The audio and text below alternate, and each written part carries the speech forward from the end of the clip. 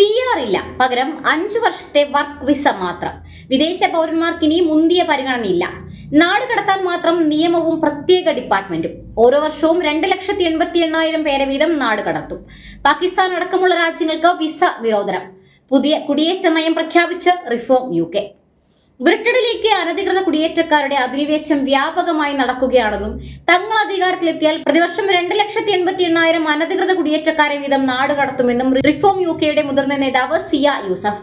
Every decision we take, every law we enforce, every policy we fight for flows from one simple principle: put Britain and its people above all else.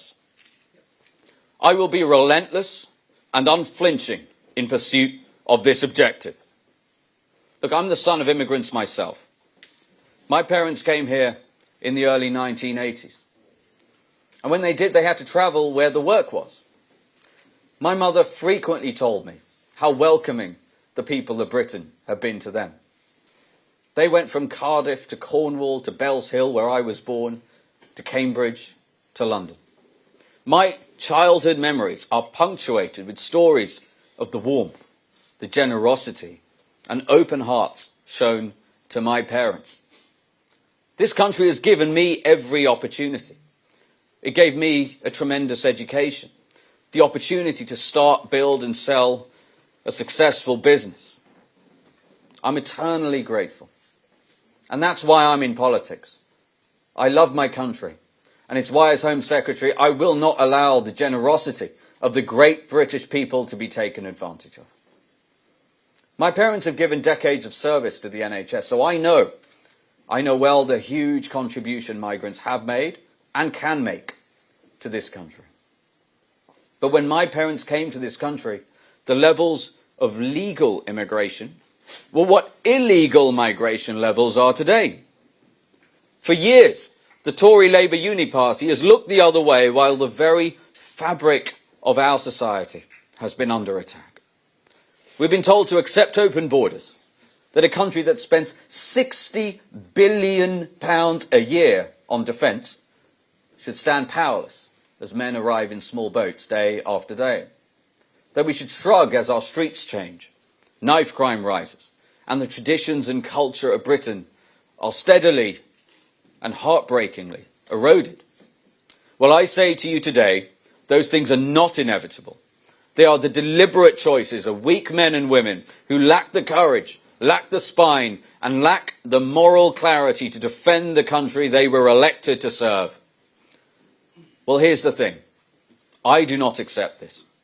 Nigel Farage does not accept this. You know what? The great British people do not accept this. And we will end it.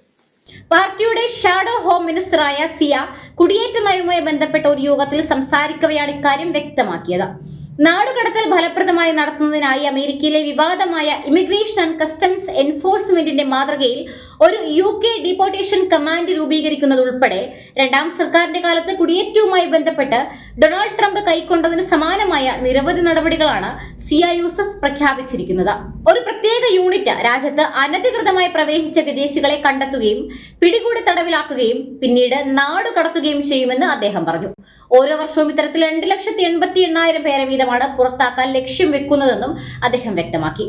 അതേസമയം അമേരിക്കയുടെ പ്രത്യേക സംഘം മിനസോട്ടയിൽ അഭിമുഖീകരിച്ചതുപോലെ എതിർപ്പുകൾ ഇവിടെ അഭിമുഖീകരിക്കുകയില്ലെന്നും അദ്ദേഹം പറഞ്ഞു.